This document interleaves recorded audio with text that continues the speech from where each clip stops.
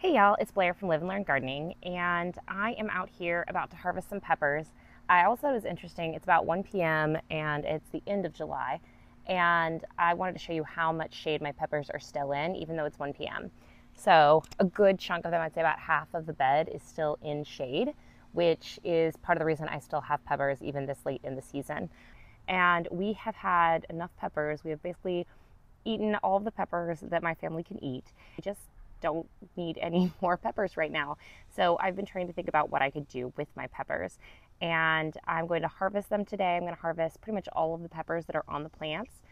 One, this is getting them off of the plant before they go bad. Two, it's actually giving more energy to the plant, because having fruit on there, like if you think about it, if a woman is pregnant, a lot of the food and things that she's eating are going toward the baby. Well, the same thing with plants. Their fruit is pulling a lot of energy from the plant. And when there's extreme weather like this, I think it's a good idea to reduce the amount of stress on the plant. And part of that is actually through taking the fruit off the plant. One of the things that I do is when I get a large crop like this, but we can't use them frequently enough on a daily basis, I'll come in, do a large harvest, and then do some sort of preserving activity. So what I'm going to do today is harvest all these peppers. I'm going to do it kind of quickly because it's hot out here. Let's get harvesting, and then I'll show you my preservation process for these peppers. Forgot to say as I was doing that, or as I was talking, that one of the methods that I'm going to use is actually is drying. That guy's bad, obviously. I'll give that to some chickens. I've got some neighborhood chickens I've been giving my peppers to. Yeah, see, this is one of the reasons I need to get them off the plant. Something is taking a bite off of the very tip and then leaving the rest. Very rude. Anyway.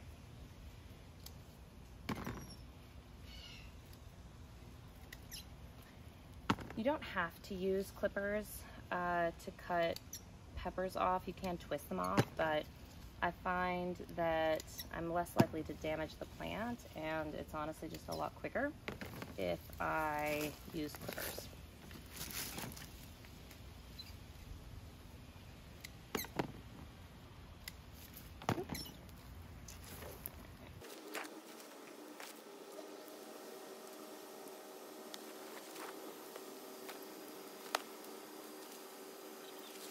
So I just want to pause for a second to show you these peppers. I don't know if something's taking a bite out of them or bugs are eating into them. But I've got a lot, I don't know, 5 or 6 that have this kind of brown kind of wiltingness to them. I don't know what kind of bug that is, but definitely reason to come out and harvest, because I saw a bunch of peppers on the plant, but I didn't realize how many of them actually already had pest damage. So it's a really good time to come out and harvest and kind of process them before bugs get to them, and it's just a waste. Let's talk about that for a second. So I just picked this off of my shishito plant thinking, oh, I don't want it to get dry and not be what I would normally eat a shishito pepper as. But then I was thinking about seed preservation, and toward the end of the season, you do want to leave a few good-sized peppers on the plant that you're going to save for seed. But in thinking about saving for seed, I realized that I do tend to do that, but usually toward the end of the season. And it is not the end of the season, interestingly enough. As much as I complain about how hot it is here in August, usually what'll happen actually is my plants will recover in the fall. Historically, that is when I have gotten the most harvest out of my pepper plants, is in the fall, because they have the deep root system and they would produce all of their peppers that I got, at least from the plant, in the fall.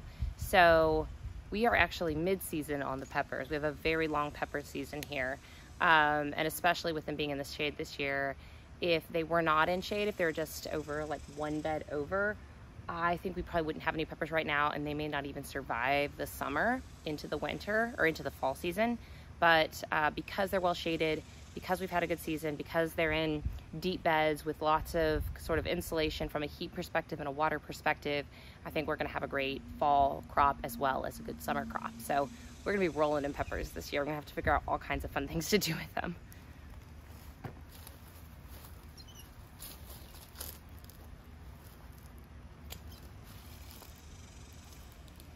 Yeah, so this one, I just found there's a little hole up there. I'm going to cut into this later. Well, I guess we could cut into it now and see how much this bug has gotten into the pepper.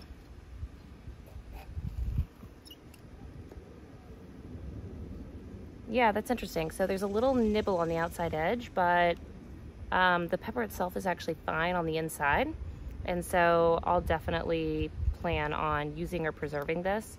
And I'll just cut off that bad little bit and the little bit that's dry there.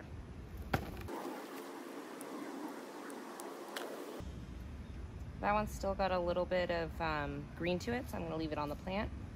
And that's one we'll eat fresh.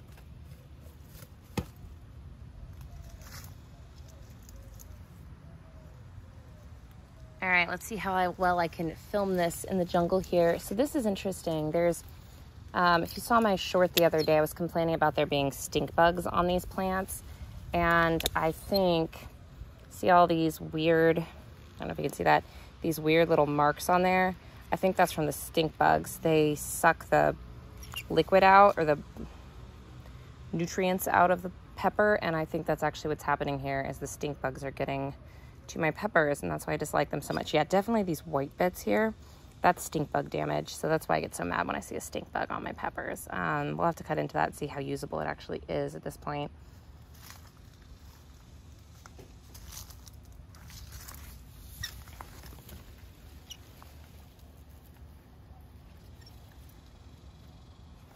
I actually may leave a couple peppers on this plant as trap for the stink bugs. Some that already just look a little bit too beat up. Because if they're already happy with one of them, maybe I can get them to focus on, here, I'll show you. There's 2 peppers over there.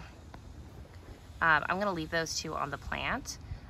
They're smaller, and I'm hoping the stink bugs will just focus on those, and then maybe that'll prevent them from destroying all of my pepper plants. I'm not sure if that's how it really works, but I also just kill the stink bugs whenever I find them. It's actually really tricky to try to film while picking peppers. So this one, that is not bug damage. Make sure you can see that. Yeah, this one, that is not bug damage. That is actually sun scald right there on the end. And while it is damaging, it's not too bad, and I'll just cut around those pieces.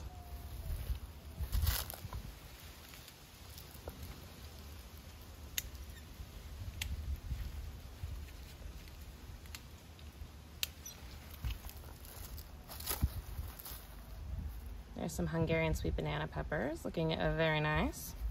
All right, I want to get these guys picked pretty quickly because it's sunny over here and it's hot. Like I said, it's 1 o'clock in the afternoon.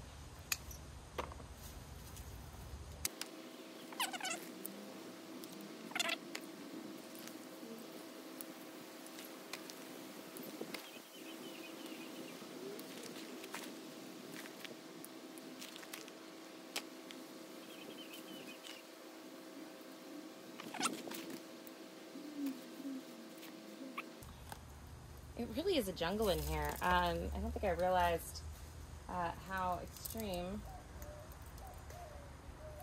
That guy's just damaged.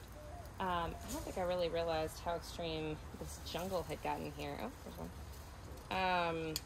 This plant is just straight up covered in vines, and I'm okay with it right now because the heat is so extreme that I actually think the shade is a good thing for the plants, and that's probably why I have as little sun scald as I do. But normally I would not want this level of weight and shade on a pepper plant. But for Texas summer, I mean, we take whatever protection we can get, huh? Wow. What's interesting about these cucamelon, because this is a cucamelon vine, is I haven't seen any cucamelons on it. Well, I'm definitely harvesting peppers today, but I just wanted to point out some other things that seem to be doing all right. These are fairy tale eggplants. They're doing pretty good. And I just saw in here somewhere, there it is, I saw a tomatillo. It's a little damaged. See the damage there? That's from stink bugs, but just the fact that I have one is pretty cool. They smell really good. They smell almost lemony. It's not, I don't know, not what I was expecting. These are my Hungarian sweet banana peppers. As you'll see, they've turned orange. Usually I pick them when they're yellow, but peppers have been turning so quickly and so much more quickly than we could use them that I have lots of orange Hungarian sweet banana peppers. These guys right here are Ancho Poblanos in various stages of turning from green to what I would call red, which is more like a kind of reddish brown color. Oh, that one has a little bite out of it. But I've got a decent number of those. I'll turn into powder. And then these are my, this is frustrating. Let's talk about this one for a second. These are my bell peppers. And I think what's on here, what's showing that discoloration is actually stink bug damage.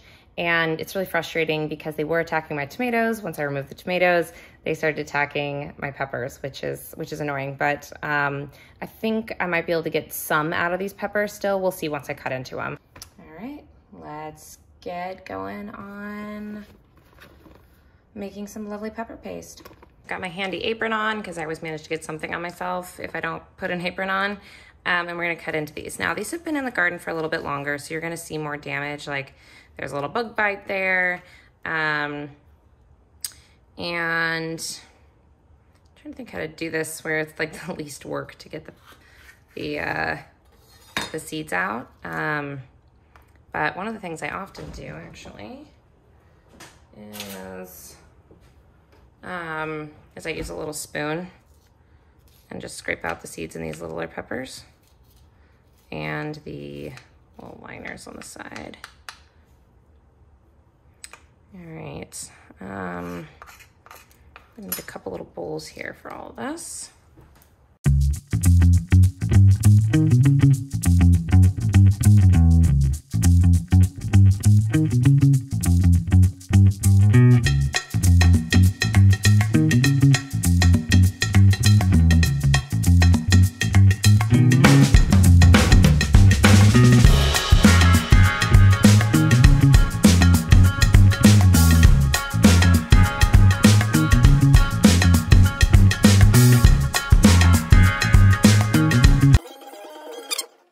So see those white spots in there?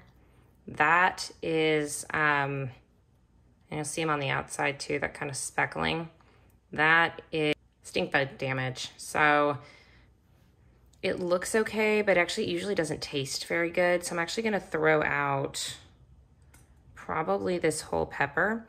It's something about the way that they work is they take all the flavor out. So this pepper actually looks fine on the outside for the most part, but those little white dots, that's stink bug damage, and you can see it on the inside. It's not good.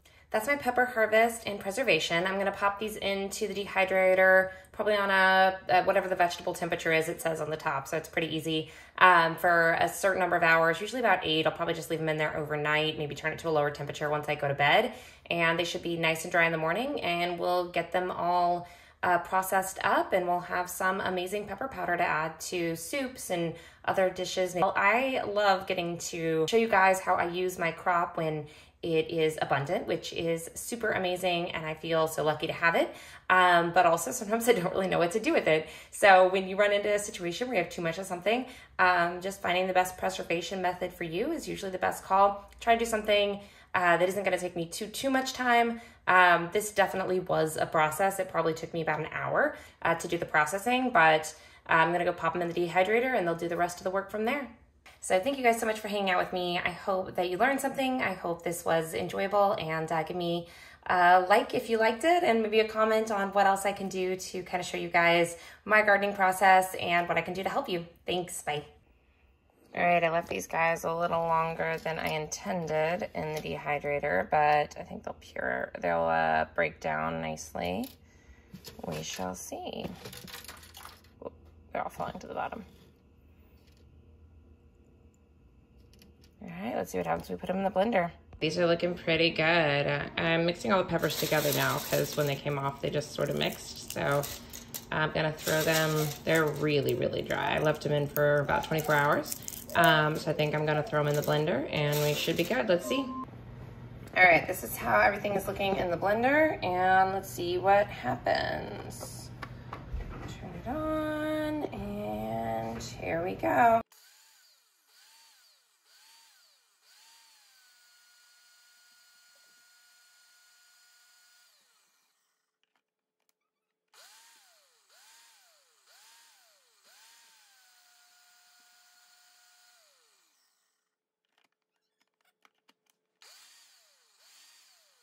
It looks pretty good. There's just a few chunks left in there. I'm not sure this machine's gonna get it much smoother, but I'm gonna be adding this to cooking anyway, and it'll get rehydrated, so I'm not super worried about it. I just wanted a decent powder, and I think that's it. There's about, let's see, less than 4 ounces of solid in here. So that certainly takes up a lot less space than all those peppers in my freezer.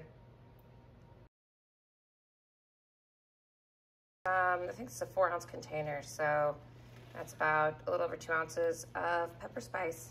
Thanks for hanging out with me today. I am all done with my pepper preservation challenge, so I hope you guys have a wonderful day, and thanks so much. Bye.